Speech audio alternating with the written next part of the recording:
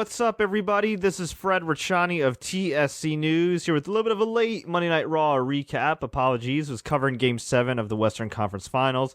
Hell of a game, and a hell of a lot more entertaining than Monday Night Raw, minus a couple segments. Now, I don't think I'm going to go through Raw match by match, moment by moment, because I just got to say this. It was a horrible show. I'm sure they know that they're going to get killed in the ratings by Game 7. Okay, the Golden State Warriors are a huge draw. However, my God, this is the best you could come up with outside of the Bullet Club, reuniting. Okay, outside of the Bullet Club, or I guess the club now, reuniting, the best you could give us is matches featuring Dolph Ziggler kicking Baron Corbin in the nuts within like 30 seconds. A 1-minute match with Dana Brooke and Natalya, and over again, multiple tag team matches, playa, without Teddy Long entertaining us. Not a fan. Not a fan. But here's what I was a fan of. A few things. The main event was pretty good. It was a 6-man tag with the 6 Money in the Bank participants. I think they're adding another one. If I'm not mistaken, they were going to make it a 7-man ladder match. There could be a new person added very soon. Who could it be? My guess would be Bray Wyatt. I mean, he's set to come back very soon. Maybe Randy Orton, but I think it's a little too soon for him to come back. Plus, he's been hurt like hell. Is he really going to come back in a ladder match of all things after having neck issues and shoulder issues? I'd find that hard to believe. Neville? Seems like the perfect ladder match guy. Also seems like the perfect match for him to re-injure himself, but he is a high flyer. It would make a lot of sense. I believe he was in NXT's first ever ladder match against Bo Dallas a while back. So, yeah, I guess we'll be seeing that relatively soon. Who knows? I'd like to see Neville back. It'd be kind of cool. I'm not sure who's going to win Money in the Bank yet. I would think it's Kevin Owens. But we had Dean Ambrose get the win here over the heel team with Sami Zayn and Cesaro. I like the fact they're giving Dean Ambrose some wins, even after they buried him the last few months, getting destroyed by Brock, losing clean to Triple H. Couldn't even beat Triple H clean at house shows. I mean, give me a break, bro. So hopefully they'll give him some steam. And what I would do, since this Reigns and Rollins feud is colder than my cold cuts that I got at the butcher shop in my supermarket, what I would do, okay, is have Seth Rollins pedigree Roman, maybe hit a low blow and pedigree him, look like he's going to get the sneaky pin at Money in the Bank, have Ambrose, after he wins Money in the Bank, cash in, pin Rollins, a 1, a 2, a 3, a 4, and a new member of the Shield as champion once more. So you have 3 members of the Shield that are all former or current champions. And since they already haven't kept apart Rollins and Reigns, and since they already blew through Reigns versus Ambrose at Survivor Series last year, which was ridiculous, and that could have been saved for WrestleMania, I have no faith in them saving a Shield triple threat match for WrestleMania 33. I just don't. Not to the point where it would be special.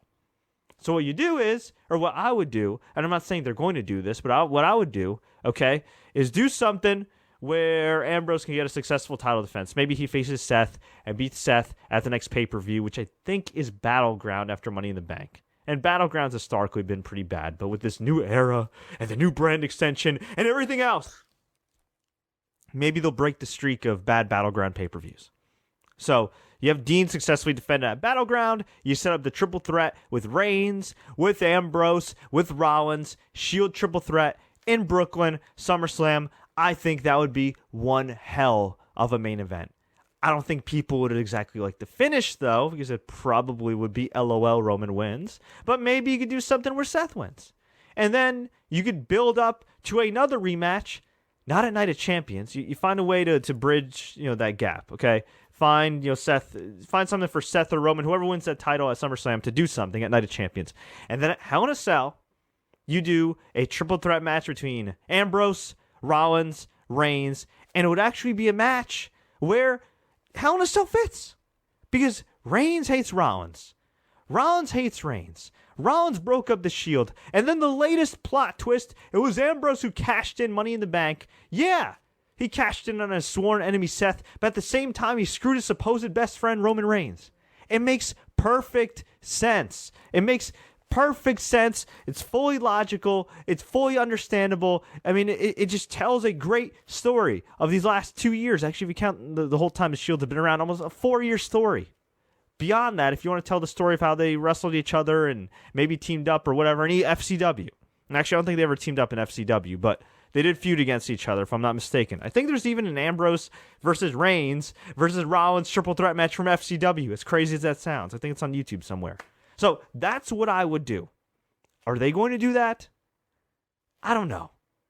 I don't think there's anything wrong with giving Money in the Bank to Kevin Owens or a guy like Cesaro, even though they won't. But it'd be great to give it to Cesaro. It'd be great to give it to Sami Zayn. I mean, it'd be great to give it to either one of those guys. They're all super workers.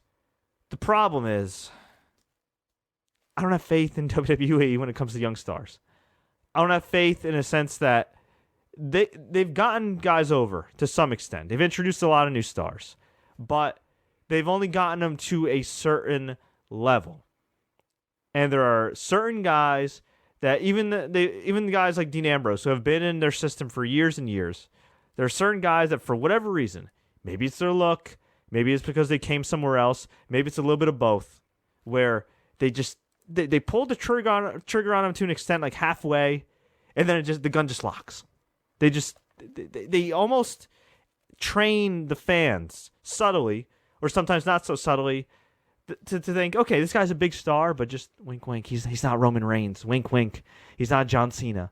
Wink, wink, he's not Randy Orton. You know what I mean? I always feel like they do that with certain guys. And you look at a guy like CM Punk, who had the opportunity to maybe not dethrone John Cena, but definitely help occupy that top spot. There was a little room back in 2010, 2011 for that top spot. It didn't have to just be Cena. It could have been CM Punk.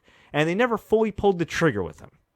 Daniel Bryan, even before he got hurt, even before the Yes movement took really full swing, all right, he had the opportunity, I think, to be a top star. Could he have been at Cena level? We'll never know. Could CM Punk have really been at Cena level? We'll never really know. But I think at least CM Punk had an opportunity to get there. And I always feel like with a lot of these guys that were critically acclaimed on the internet and on the indies and somewhere else, even though they pay their dues in WWE, they go through the system, they do everything they got to do, I always just feel like there's something. There's just something that Vince McMahon sees in them that tells them, they're big stars, we'll make some money off of them, but they're not the guy. And that to me just annoys me. So I'm afraid that if a guy like Kevin Owens wins, or even Dean Ambrose, or Lord knows Cesaro, or Sami Zayn, they're going to find a reason to push them because they have the money in the bank and they're talented, but they're going to also find a reason to only push them to a certain extent. So even if they become world champion, they're going to subtly tell you, yeah, this guy's the world champion, but he's not Roman Reigns, but he's not John Cena. And that's what I'm afraid of with this John Cena and AJ Styles feud. Because what happened was tonight, John Cena came out, cut a passionate speech about Memorial Day and veterans and freedom, and it was great. It was a great, great speech, although I think it would be more reserved for a political arena rather than Monday Night Raw. But it was a nice speech. And he did transition well. I was wondering where he was going here. Because it was almost like he's making this great speech. Ronald Reagan would be proud. But, where are you going here? And he says, I now have the freedom to step in this ring and Monday Night Raw, and I'm happy to be home. And, he cut this great promo. It was awesome. AJ Styles came out. Fans did dueling chants of AJ, Cena. It was awesome. AJ said, fans have been waiting for this for a long time. Cena agreed. AJ said, I just want to congratulate you on being back. Welcome back. And Cena was a little reluctant, ended up shaking his hand. The Club came out, who earlier in the night had attacked the New Day, who had a horrible opening segment with Shane McMahon and Stephanie McMahon, who had some lovely shorts on.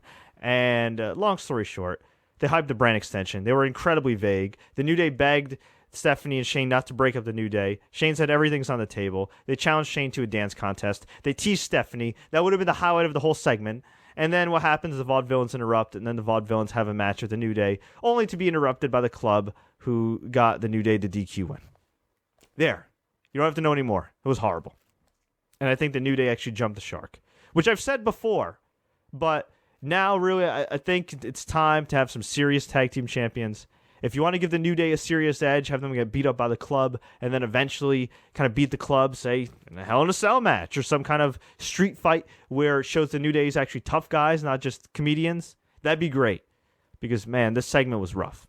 But the segment I'm about to talk about again. It's not rough. It was awesome. It was AJ Styles shaking John Cena's hand. The club came out and said they're here to kick ass, including AJ's. And then AJ beat up John Cena. The club beat up John Cena. And AJ kept walking out of the ring and running back and beating up John Cena. Getting out of the ring and running back and beating up John Cena. And it was awesome. He did this for at least 5 times. It was great. AJ... I don't hear people say he doesn't have charisma, he doesn't have this, he doesn't have that. Okay, he has a different kind of charisma. Can he cut a 20-minute promo? No. Okay? But when he's in that ring, when he's on, he's one bad son of a bitch. Okay? He's like Steph Curry.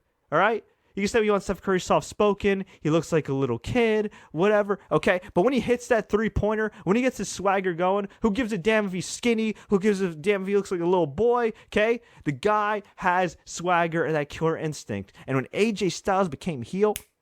just like that, he snapped. He got that arrogant, cocky prick smirk on his face. He had that swagger about him. It was great. And now here's why I'm worried. Because what's going to happen is, chances are, AJ is going to go to Money in the Bank. He's going to have a great match with John Cena. Or they're going to delay it for SummerSlam because maybe they'll do a 6-man tag with the New Day members and Cena versus the club. And maybe AJ will pin Kofi Kingston. And then... he'll get to the big match with John Cena. Either at Battleground, either at SummerSlam. Dare I say they'll rush it at Money in the Bank, because Lord knows they've rushed everything with AJ. So he gets to Money in the Bank. He'll kill himself yet again to have another great match and to prove to Vince McMahon that he belongs in the main event. And what will happen? AJ Styles will lose yet another big pay-per-view match, and he'll have taken all those bumps on his bad back, on his bad ankle, on his 38-year-old knees. I don't want to say for nothing, because he's getting paid pretty well, but only to end up in the mid-card. Now, look, are there worse positions to be in than the Bray Wyatt position, where you're in a bunch of big matches and you lose most of them? Yeah, there's worse positions to be in. I mean, there are really worse positions to be in. And 5-10 years ago, if AJ Styles came to WWE, he would have been in a horrible position. He may have only lasted a year. He might have even gotten the Tyler Breeze treatment for all we know. That being said, do I have faith that they're going to give AJ a win over John Cena? No. And is it the end of the world?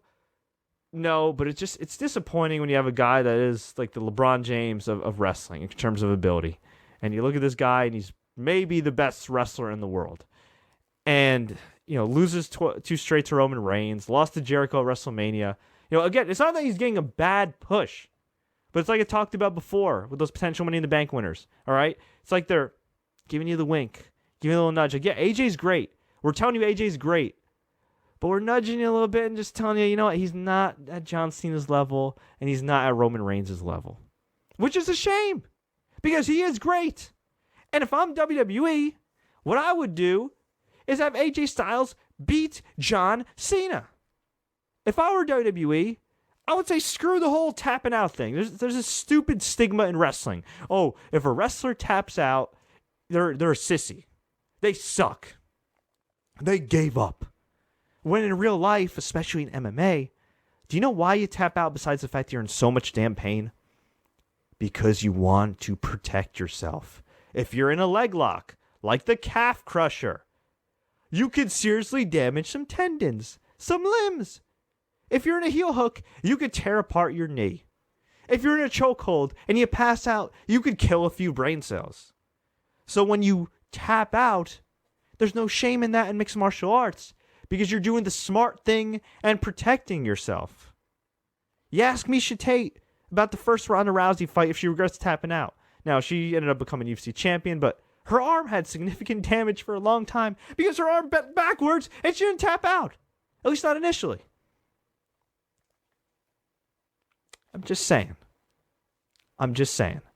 I know John Cena's gimmick is never give up, but if I were WWE and I'm paying AJ Styles a truck load of money, here's what I would do.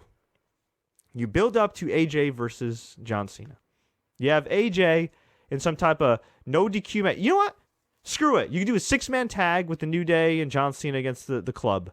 Have the club win that. You could even do a one-on match with AJ and Cena and actually have Cena beat him. Okay, you can do that. I wouldn't like that, but you could do that. But you have a match, a big match. Let's just say something that involves no disqualifications, weapons, whatever. Maybe it could even be their first match, whatever. Where you really show AJ's mean streak like you did in this segment. Kendo stick to the leg. Steel chair to the leg. Elbows, knees, everything to that damn leg. And you have AJ put in the calf crusher. And if you don't want to make Cena tap out, which again, it's not a big deal if a wrestler taps out, okay? There were times where guys like Chris Benoit tapped out, Eddie Guerrero tapped out, Kurt Angle tapped out. Did that hurt them back in the day in their respective primes? Last time I checked, no. I think Shawn Michaels tapped out a couple times in his career. That didn't really hurt him. Triple H tapped out a couple times in his career. Granted, it was very rare, but he did. It didn't hurt him. Especially when he got to the point where he was already a legend, which Cena is. So you either make Cena tap out, which they're not going to do, but you put Cena in the leg lock, in the calf crusher. If you don't want him to tap out, you could have him pass out. You have him pass out due to the pain. AJ beats John Cena. You have AJ Styles go on to maybe win the United States Championship or Intercontinental Championship, whatever. And then you can build up to a match for the title with AJ versus John Cena down the road. Or you have AJ, dare I say, with a novel concept, win the world title. And have the club be a real, honest-to-God main event act, with the club also holding the tag team titles. And then you could build it up where John Cena takes on AJ Styles in a big blow-off match, wins the title, and then afterwards you could do whatever the hell you want with Cena in his 16th world title reign. You could make a big deal out of it. You could have him put over Roman Reigns and do that dream match, even though it would be maybe a dream match for the wrong reasons. It might be a nightmare match, and that's that. But if it's just all this hype, all this excitement, only for AJ and the club to lose again and to look like geeks again, and for AJ to kill himself and throw his body around at age 38 only to lose a big feud again, I'm sorry. It's kind of a waste. As a fan, will I enjoy every moment of it? Yes, because John Cena and AJ Styles are great in their own respective ways, and they are legends in this business. And yes, AJ Styles, I call him a living legend in his business. He's been great for over a decade. Google him. I'll be supremely disappointed if AJ Styles doesn't get something out of this other than a paycheck. So there's that. As far as other news to go over, we do have the brand split coming up, the brand extension. It is confirmed. Smackdown, for those that don't know, will be moving live Tuesday nights in July. Gonna be awesome. Gonna be kick-ass. For now. The thing is, they're dedicated to making Smackdown a big deal right now. Will they be by, say, December? January? Or is it gonna be the same old, same old? I think SmackDown is going to have a real rebirth. I think SmackDown, with its own separate writing team, with competition between the Raw and SmackDown writing teams, is going to have some damn good quality wrestling. Here's the problem. The problem is there's already a lot of WWE on TV. The problem is there's already a lot of stuff on TV, period. And you're asking fans to watch 3 hours of Raw, followed by 2 hours of SmackDown, and if you include a pay-per-view on Sundays, that's about 8 straight hours of wrestling. You include the pre-show, that's about 9. If you watch NXT, that's about 9 to 10. Good God Almighty. That is a lot. That is a lot of wrestling. Now, I did see something online circulating about how NXT TakeOver Brooklyn was changed to The End. The name was changed to The End. And apparently Ticketmaster pulled tickets. Although I'm pretty sure people bought tickets, right? I mean, I think I know people who bought NXT TakeOver tickets for Brooklyn. Does this mean that NXT gets purged? Does this mean that NXT is going to be over? At least the current NXT as we know it. Or does this mean it could be the final NXT TakeOver show? The bizarre thing is, I'm pretty sure there's house shows scheduled in June and July. And I think in Kentucky and Indianapolis and in Indiana. So what's the deal here?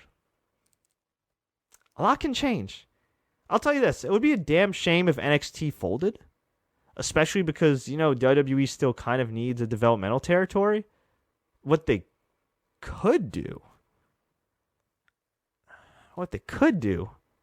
is perhaps make a deal not only with Evolve, which they kind of already have, but make a deal with other independent promotions and other schools, like, say, the Storm Wrestling Academy in Calgary, and maybe do what they did in the late 90s, early 2000s. Just make deals with independent promotions and send a bunch of their guys all over the place. So, for example, in the 2000s, you had Les Thatcher's Heartland Wrestling Association in Cincinnati. Send some guys there. You had Ohio Valley Wrestling in Louisville. Send some guys there.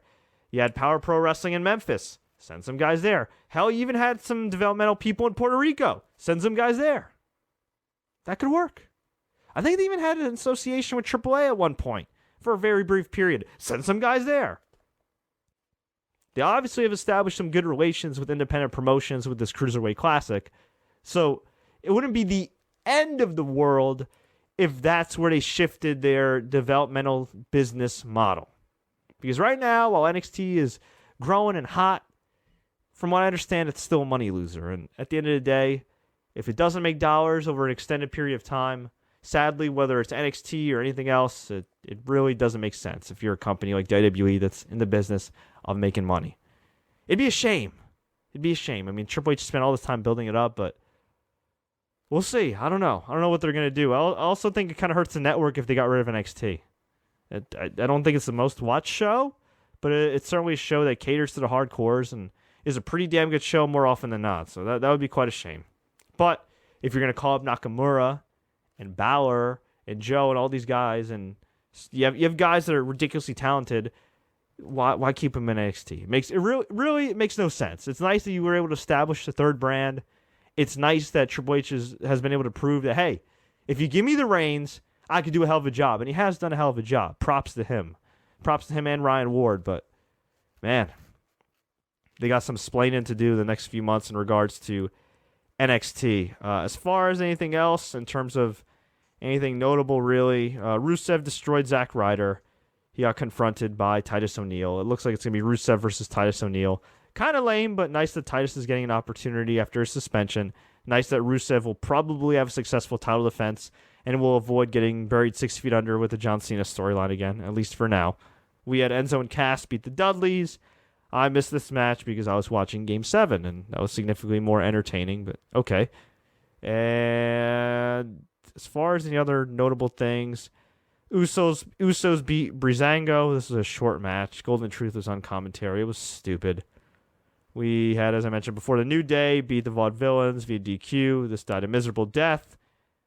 And we actually had, I forgot to say, one of my all-time favorite wrestlers. At the time when I first became a wrestling fan, he was my all-time favorite wrestler, Bill Goldberg. Going to be featured in WWE 2K17. He was revealed in an awesome WWE 2K17 trailer where he comes out of this chamber or something. It explodes. He comes out. Security guards accompany him. It was great. Huge Bill Goldberg fan. I always thought he never got his due in WWE history. People say, WCW never made any stars. Bill Goldberg, they did. They ruined him, but they still made him. So, big fan of Bill Goldberg. Seems to always be really nice to the fans. A guy who saved his money, never fell into the pitfalls of professional wrestling. So, have a lot of respect for him. Have a lot of fond memories watching him as a kid with my dad in Fieldboro, New Jersey. Watching him every week on Monday Nitro, kill dudes. Love Goldberg. So, I'm happy he's in WWE 2K17. Hopefully, this is the genesis for a WWE Legends deal and him going into the Hall of Fame. And dare I say, having one more match. I mean, look, 2K, they signed separate deals with Warrior. They signed separate deals with Sting. And both guys eventually found themselves back in the WWE fold. Well, in the case of Sting, for the first time in the WWE fold. But Warrior, after all those years, back in the WWE fold. So, I hope that's the case with Goldberg. I really do. This does bode well. So, props to 2K for getting Goldberg. And we had Charlotte backstage show off about kicking Ric Flair to the curb last week. What a disturbing freaking angle that was. Saying you're dead to me. Just ridiculous. So, she saw Stephanie McMahon backstage. Stephanie McMahon went off on her. Because Stephanie McMahon is the moral compass of WWE. And she called Charlotte a disgrace and an embarrassment to be women's champion. And that was it. So Steph just buried the women's champion, who she likes in real life, for no apparent reason. Unless, of course, they're building to Steph versus Charlotte at SummerSlam, which only, I think, 5 people want to see. Maybe Vince. Actually, Vince McMahon, Linda McMahon, Steph's 3 kids, Triple H, Stephanie McMahon herself, my friend Candace. So about 8 people want to see that match. Okay. I'm sorry. I like Stephanie and everything, but I have no interest in seeing her wrestle. And I guess if you want a big match, especially if Sasha Banks... Actually, no, Sasha Banks did heal up from her concussion because I think she wrestled on the house shows over the weekend. So I would do Sasha Banks versus Charlotte. But if you're going to do Sasha Banks versus Charlotte at SummerSlam, why is Stephanie McMahon the one taking the heat? And why was Stephanie McMahon the one that got to slap Ric Flair a few weeks ago? Why wasn't Becky Lynch? And why did Charlotte just kick her dad to the curb when they could have done a match where Natalya or Becky or somebody beats Charlotte, and not only does Charlotte lose the title, or we're making a non-title match where if Charlotte loses, Ric Flair has to go. And then she could have buried her dad in an uncomfortable manner. I don't get it. But, hey, I don't make the storylines. I don't book the matches. I just analyze them. But, folks, I want to hear from you. What do you think about Monday Night Raw? What do you think about the upcoming brand extension? What do you think about this leaked roster that I actually just got in my inbox? This is a leak courtesy of Dave the Wave Schneider. Apparently, this has leaked, and it looks like on July 19th, we could have some new rosters with SmackDown and Raw. With SmackDown going live. Let's see here. Okay, Raw, I'm just going to name it real quick. It's a little blurry here, so let me just read this. Miz Maurice, Seth Rollins, Sasha Banks, Sami Zayn, Cesaro, Enzo and Cass, Cena, Ambrose, Paige, Del Rio, Neville, Jericho, Dudley, Summer Rae, Kalisto, Shining Star, Zack Ryder, Naomi. Nothing surprising so far. Sin Cara, Sheamus, Usos, Ziggler, Ascension. Ugh. Nikki Bella. I guess Nikki Bella's returning soon, hopefully. Social Outcasts. And then here's where it gets interesting. Bayley, the former NXT Women's Champion. Shinsuke Nakamura. The Revival, who are a great, great tag team. Dawson and Wilder. Or I guess Dash and Dawson, technically. Oh, whatever. Dash, Wilder, Scott Dawson. You know what I mean. Carmella. Bada boom, hottest chick in the room. She's great. Alexa Bliss, who's an awesome little heel. Bobby Roode. Yes. Former TNA champion Bobby Roode. Hideo Itami. Oh, hell yeah. Kenta. Liv Morgan, who's pretty damn young. Blake and Murphy. And the freaking Drifter, Elias Sampson? No, I have no idea where this thing leaked. Okay, or where it leaked from. But I had it sent to me by a few people on Twitter. So if anybody knows the original source of this leak, and then I'll be glad to give them props on my next video or make an annotation or something. But yeah. Now on SmackDown. Okay, starts off relatively normal. Rusev and Lana. Now let's just remember the key thing here, all right, for Raw. Seth Rollins and John Cena are on here. I don't think I saw Roman Reigns on here. Did I see Roman Reigns on here? I don't think I saw Roman Reigns on here.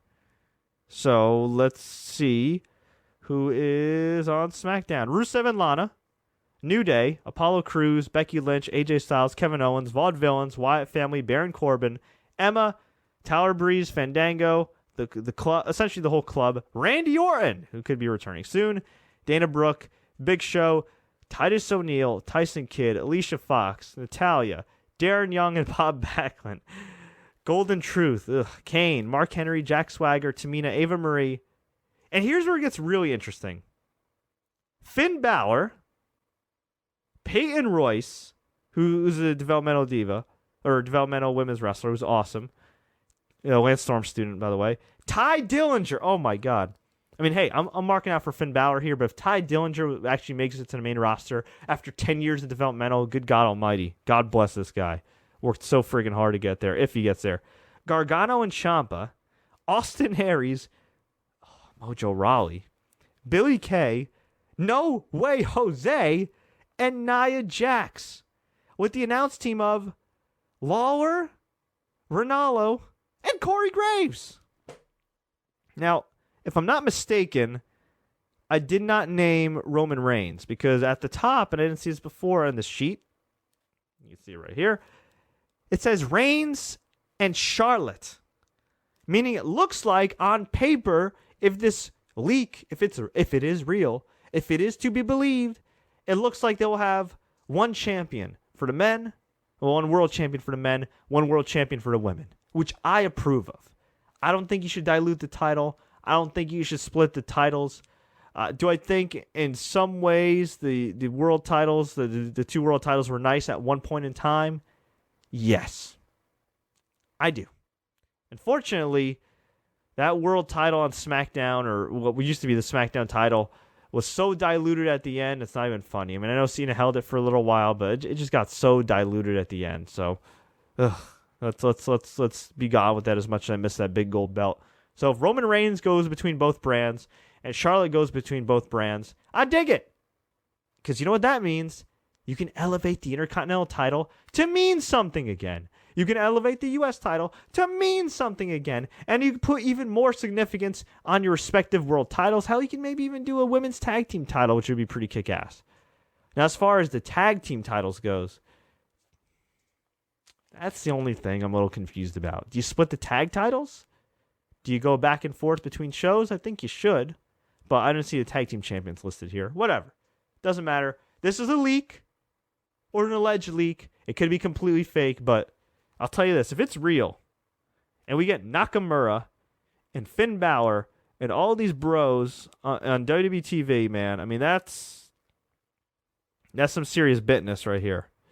That's some really serious business. That's really, really good here. But I don't think, the thing is, I don't think I read Samoa Joe. No, I don't think I read Samoa Joe on here, and I don't see Samoa Joe. So does that mean Samoa Joe stays in NXT and they try to make NXT something else? Or make NXT a non-touring brand again? Weird. But exciting stuff. So, folks, I want to hear from you. What do you think about this upcoming brand extension? What do you think about Money in the Bank? What did you think about Monday Night Raw? Let me know. Leave a comment below. Tweet us. Facebook us.